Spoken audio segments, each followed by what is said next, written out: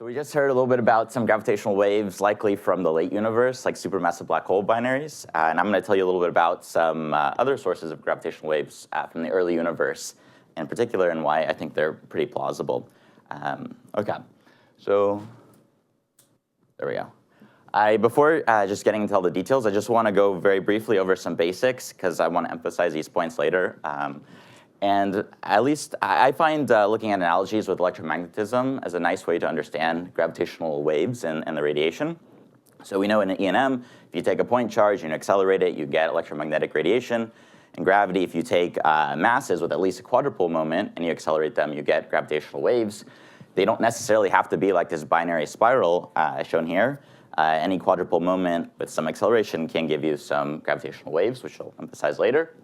Right, in E&M, if you increase your charge, you increase your gamma factor, make it more relativistic, your power in E&M, electromagnetic waves, grows. Similarly, the more massive your object is, the more relativistic, the more power and gravitational waves will be. And so this is going to be a key point I'll emphasize again a little bit later. And then in E&M, if you take an electromagnetic wave, it causes charges to accelerate up and down as it passes through, say, like an antenna in your radio. Whereas gravitational waves, as they pass through, they cause space to stretch and squeeze, like so. And many gravitational wave detectors take advantage of this stretching and squeezing of space. As we just heard from Alberto, that pulsar timing arrays are one way to probe gravitational waves at the very low frequencies, nanohertz or so. And they're just using this by looking at pulsar light and the change in the frequency of observation from the stretching and squeezing of space, because light will have to travel a little bit farther or shorter if a gravitational wave passes by. Now, these are all some nice features of gravitational waves. Again, mostly, or we believe that most of the sources we've discovered have been from the late universe. But what makes me very excited about gravitational waves are the potential probe of the very early universe. And the reason is because if we try and use, just say, electromagnetic radiation to probe very early in time, we can only go up to a certain limit in the history of the universe. As we heard from like Colin talking on, I guess, Monday, right, with the CMB.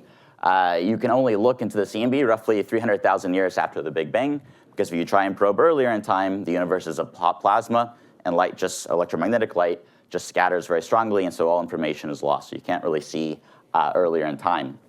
In fact, you have to use other methods to probe the history of the universe earlier. At the moment, we have BBN, which can probe indirectly up to mega-electron volt temperatures. But at higher temperatures earlier in time, we have no idea really what happened. And the nice thing about gravitational waves is it's kind of also a little bit double-edged sword. They're very hard to detect, but that you can use that to your advantage. That is, they don't absorb very easily in the early primordial plasma. So in principle, if you have gravitational waves very early on, way above a mega-electron volt in temperature, way before a first second, those gravitational waves can still travel to today, and we can potentially detect them. In fact, as you go higher and higher temperatures, what we're really doing is we're probing higher and higher energies. So in fact, we can probe energies much, much larger than colliders, which is one reason why I'm very excited about gravitational waves, because next generation colliders, maybe we can probe a little bit more energy range. But for me, I think a lot of cool physics can happen at very, very high energies. And I really want to see new physics in my lifetime. And potentially, these gravitational wave signals can be probes of extremely high energy. Very converse to collider physics, where the more energetic the process is, the closer to the Planck scale, the bigger the signal is, which is a very nice complementary approach to colliders. Now, the key thing is that you need a source of gravitational waves in the early universe, right? It's great that they're transparent in the early universe, but we want a source. And this is where topological defects and symmetry breaking arise. So we think that at very high temperatures, the true symmetries of nature were restored. And as the universe cools and expands, these symmetries get broken. And oftentimes, this breaking of these symmetries can leave behind topological defects, which are large concentrations of field energy in different kind of geometric shapes. So I'm going to talk a little bit about domain walls, which are like two-dimensional surfaces of very high concentrations of energy, membrane-like drums.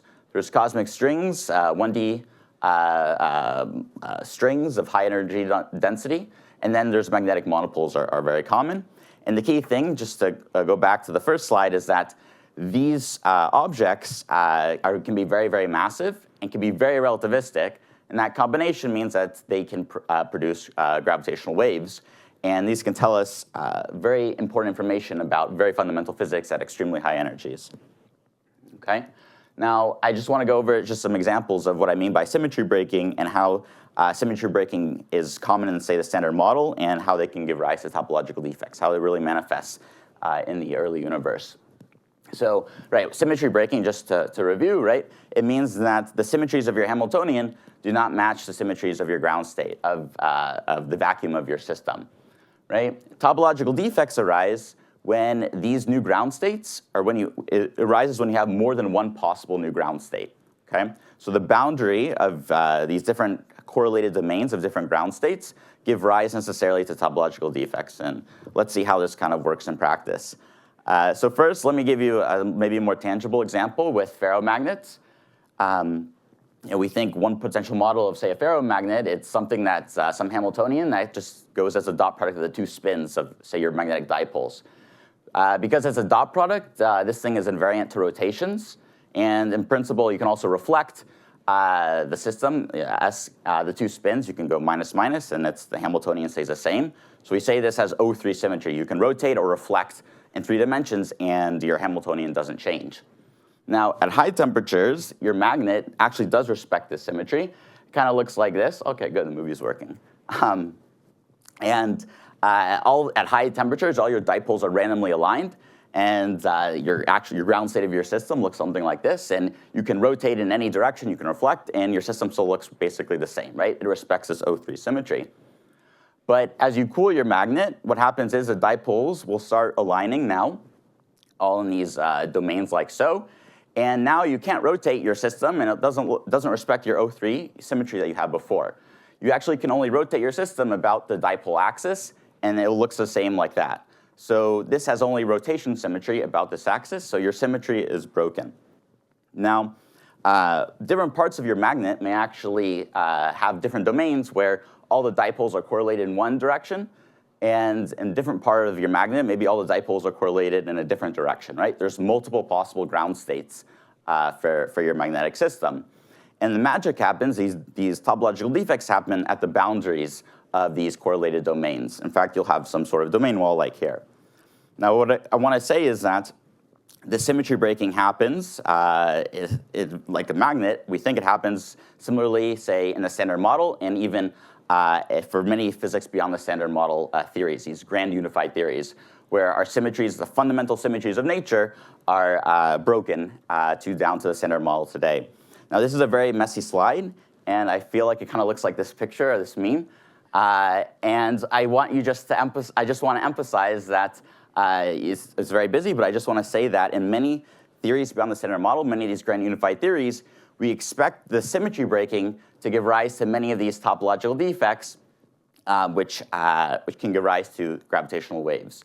So what I want to show is how this actually manifests now, not just, say, in a magnet, but in the early universe. And from that, we'll actually calculate some gravitational wave signals and show how potentially you can fit the nanograv data or potentially other regimes of interesting frequency domains. Okay, so what happens if the fundamental symmetries of nature have some discrete symmetry fundamentally? And so what that means, right, is that your Lagrangian is invariant to some scalar field, and your Lagrangian is invariant as you go phi to minus phi. Your Lagrangian stays the same. And what we want is that the minima, the new ground states of your system, don't respect this discrete symmetry.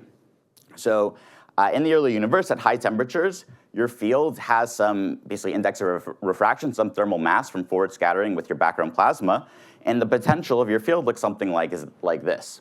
Now, as the universe expands and cools, these thermal effects will diminish, and the potential will approach this new potential with some discrete symmetry like shown here. So some sort of phi squared minus v squared squared. Now, here is something interesting, is that before your field was unbroken, the phi value was at 0, and now as the universe cooled, this new minima, your new ground states, there's actually 2 potential options. You can go into field vacuum 1 at phi equals minus phi, or you can go to vacuum 2 at phi equals plus phi. So there's 2 equally good options. So what that means is, like, let's say I look at a cross-sectional slice of my universe, and different Hubble patches will choose just randomly, by chance, which minima they go into. It's equally likely. So each of these patches, basically you can think of, say, as a Hubble patch. And in the top left, the field happens to go in the plus V vacuum. Here in this Hubble patch, it happens to go in the minus V vacuum. And you can just randomly sprinkle different VEVs like here and see what happens, what are the dynamics of the system. And something interesting happens is that, of course, by chance, you're going to get some domains of your universe where you have the vacuum is in the plus V state, and then right next to it, a different correlated domain, the vacuum is in the minus V state.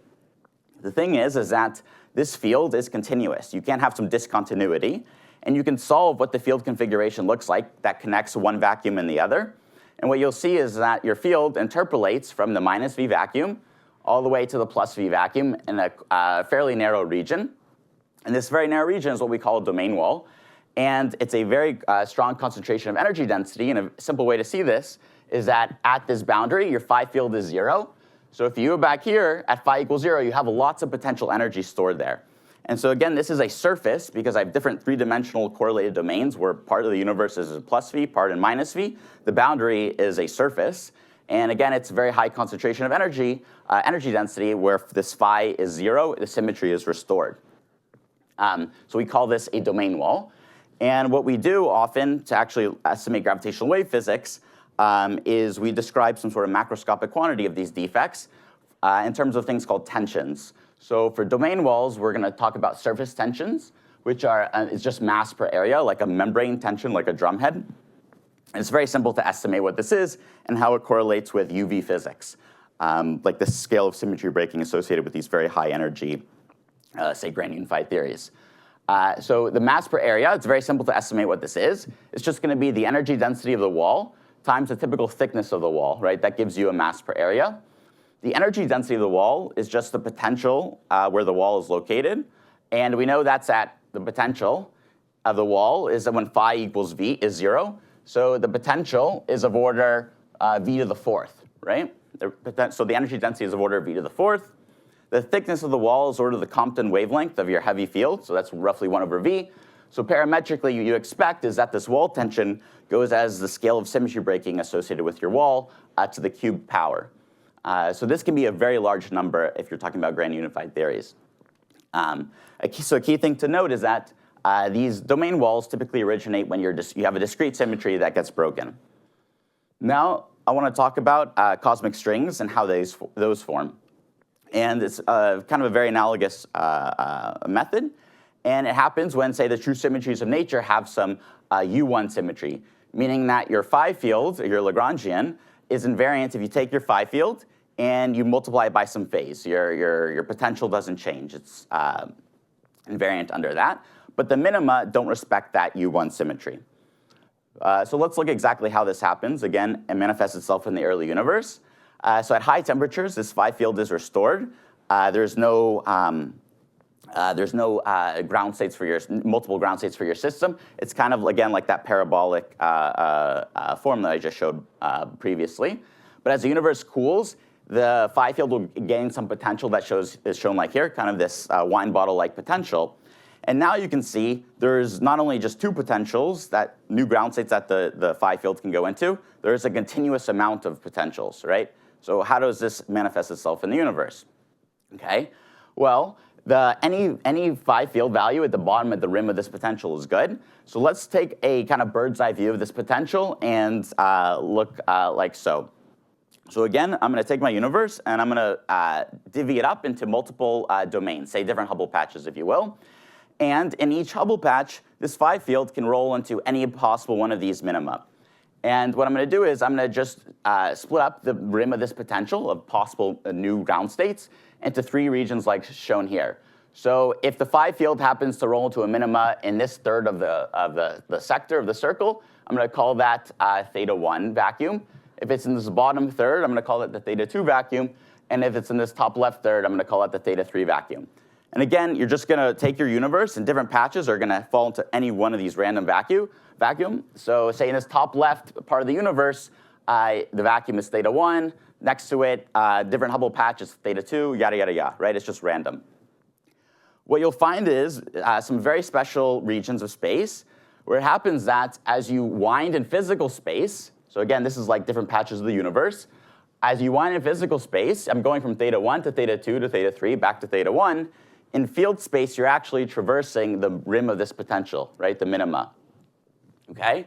And what I'm going to do is, what I'm going to show you is that this special configuration is a cosmic string that's pointing actually at us right here. That is, you can solve what field values map that configuration, where as you wind in physical space, you traverse the rim. And what happens is that at the center, where all those domains intersect, your field value actually goes back to 0. So your symmetry is restored at that point.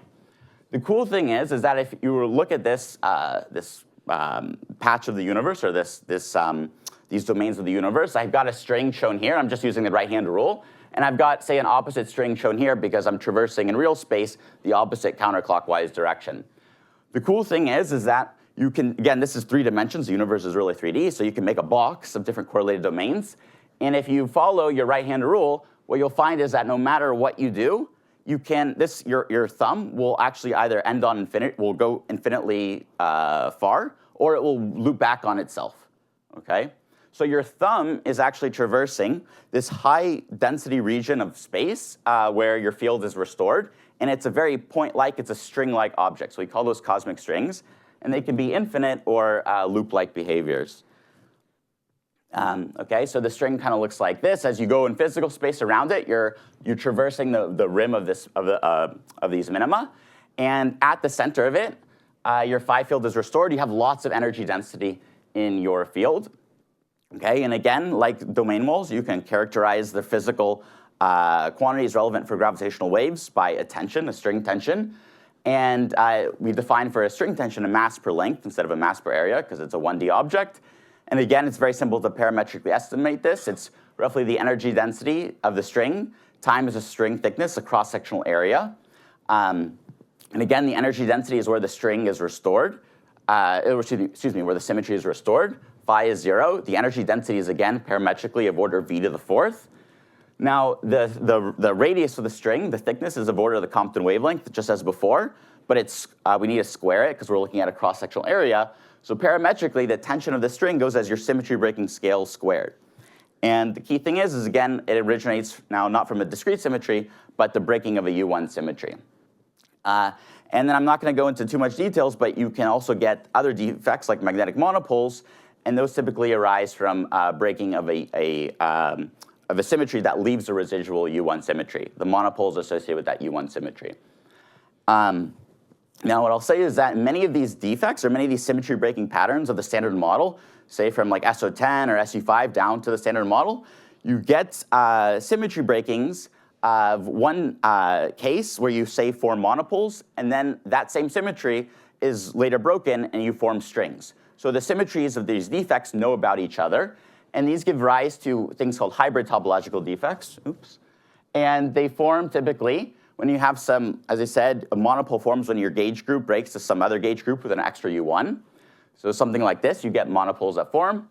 And then later, if that same U1 is broken, as we just discussed, that produces cosmic strings.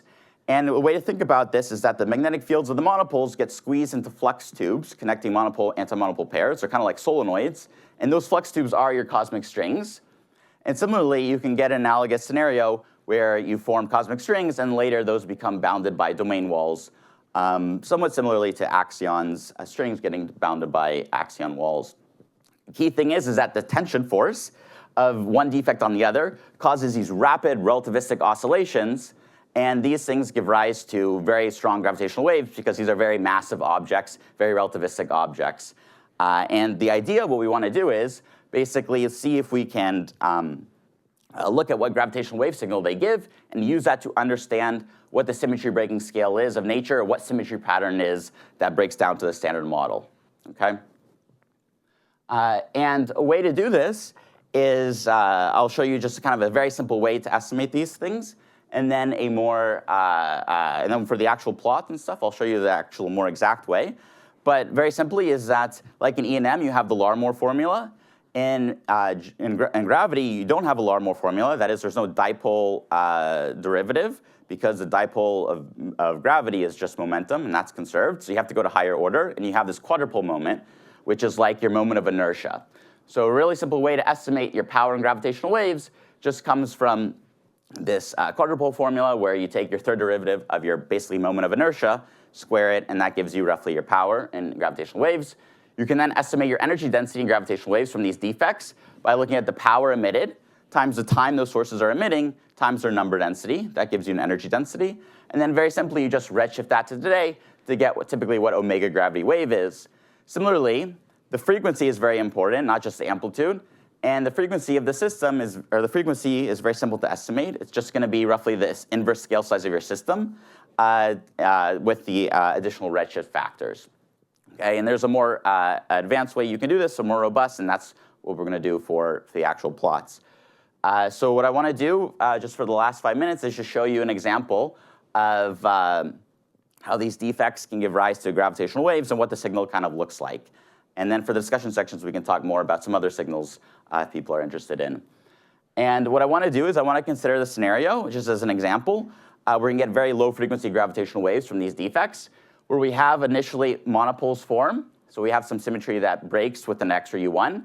Then maybe inflation happens, and these monopoles are totally inflated away, because they're very dangerous, potentially, though maybe not. And then later, that same U1 symmetry associated with those monopoles gets broken, and those form cosmic strings, but there's no monopoles around. And if you wait long enough, it becomes energetically favorable and probabilistically favorable for these monopoles actually to nucleate on these strings. So you convert string rest mass to monopole kinetic energy. And this system will then rapidly oscillate, and then the whole string system decays. So this can give rise to a very long-lived string network that suddenly rapidly decays, meaning you can get potentially very sharp gravitational wave spectra at low frequencies. And what I'll just show you is kind of what happens, or how we understand the gravitational wave signal from this. What we need to do, as we said earlier, is estimate the power in gravitational waves and the number density of sources of your defects that are producing your gravitational waves. And what happens is cosmologically, is that these strings that we're telling you can end, just go infinitely far, these are called your infinite string network. And they have some typical scale of curvature that's of order of the horizon. And roughly every Hubble time, these strings will intersect on themselves, and they break apart, and they form a loop of order the size r of the horizon, basically. And this keeps happening until you have some basically spectra of loops of different sizes. And these loops are going to oscillate from their tension relativistically and produce gravitational waves. And let's just estimate real quickly what this looks like, or what the gravitational wave signal looks like. And again, you can use your quadrupole formula to estimate what the power in gravitational waves is. It's a very simple result to estimate. And what you'll find is it's something of order Newton's constant times the string tension squared. So again, mu is roughly the scale of symmetry breaking associated with the string squared. And this can be very large. And then the density in gravitational waves is just going to be our power in gravitational waves times the typical number density of our string loops times the time that they're emitting. So we know the power. The number density of strings just comes about from forming one string every Hubble time. And the time that they're oscillating just comes from how much energy gets converted into gravitational waves from power losses. Okay? And then you can use this to estimate omega gravity wave and the frequency. And so this is what a kind of a totally stable string network looks like. And the orange is the gravitational wave signal versus frequency. And because these string networks can be very long-lived, you can get very, very low frequency signals.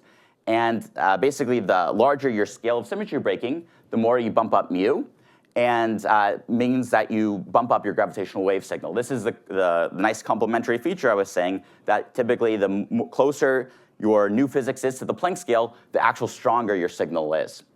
Now, one issue with this is that this spectrum, or this slope, near nanograv is actually quite shallow. So, so it's actually doesn't fit quite well the gravitational wave spectra that nanograv saw. This is a totally plausible model, not necessarily where nanograv is, but maybe other symmetry breaking scales of nature are comparable, or excuse me, will produce gravitational wave signals like so, not necessarily where nanograv is. And I just want to wrap up. I went a little bit slow, so I just want to say that this nucleation of monopoles that I was talking about can occur on in these string networks and cause the network to actually decay earlier in time, very rapid destruction. And what that causes is that the string spectra is not as shallow at very low frequencies. And depending on basically how fast this nucleation occurs, tells you exactly where the cutoff of this spectrum is. So high frequencies is, again, very early times. As the string gets bigger and bigger, you're probing lower and lower frequencies. And interestingly enough, for some of the symmetry breaking patterns where you have these monopoles and strings, you can get a very sharp spectrum that matches the nanograv data fairly well. Though again, this is likely supermassive black holes. It's just an interesting signature that you can use to probe the scale of symmetry breaking. So I'm just going to wrap up and say that many of these symmetry breaking patterns give rise to topological defects. And some of these are hybrid topological defects where you have a string connected to monopoles or string connected to walls. And they each give rise to unique gravitational wave signatures that can be used for future pulsar timing arrays, interferometry experiments, as we'll talk about later this afternoon, to actually distinguish the scales of symmetry breaking and what symmetry breaking pattern nature has chosen for us. So thank you.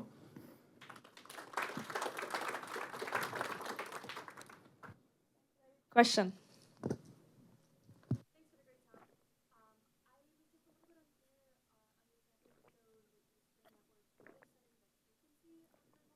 Yeah, so the frequency for all these defects is going to be roughly the dominant frequency is roughly going to be the inverse scale size of the defect, okay? So the infinite string keeps breaking off. The infinite string of typical size of the horizon will oscillate and produce some gravitational wave that's of order the horizon, the frequency of order of the inverse horizon size. And it will keep growing. So as you go later in time, the frequency will drop because the horizon size is getting bigger and bigger. Now, what dominates actually the string signal here is the loops of this infinite string, right? These intercommutations. But these loops, every Hubble time, you roughly break off one of these loops from the infinite string network of size of order the horizon, and it keeps happening. So what actually means is that these plots of frequency versus amplitude are traversing time. So at high frequencies, your loops are of order the inverse horizon of formation, and they're oscillating with some frequency of order the inverse horizon. That gets redshifted, of course, and that's what we see here. As you go to higher and lower frequencies, these loops that keep forming are bigger and bigger, and the frequency which they emit is, again, their inverse size, which is now bigger. And so it depends what time you're looking at.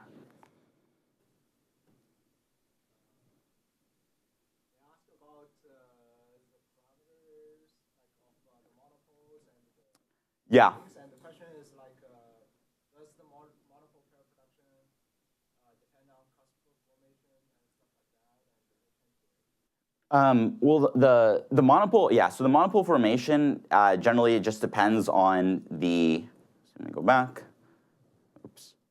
Right, this tunneling rate per unit length. So it's going to be just set by typically the length of your string. Okay. This is for a straight string. Does it still apply for cusps?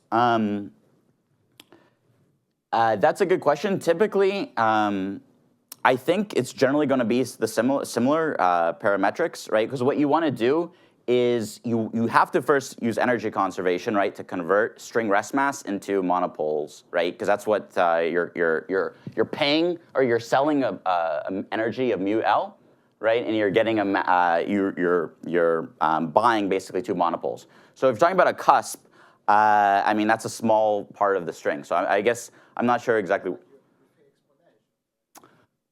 I'm picking an exponential. Yes, like you could pay like exponential coefficient, like if it's in the exponent, then like exponentially. Yeah, but the rate typically will go as you want. The rate is only large for very long strings, so it's just the macroscopic or the large scales scales of the string that is what enters. Small scale features from like cusps and so on, I don't think that affects the rate, or at least will reduce it, if not make it stronger. Because you're converting lot of string rest mass into monopoles, right? So I guess, yeah, sorry, maybe Not necessary, but like we can. Yeah, maybe we can talk after. I'm not sure exactly what you mean.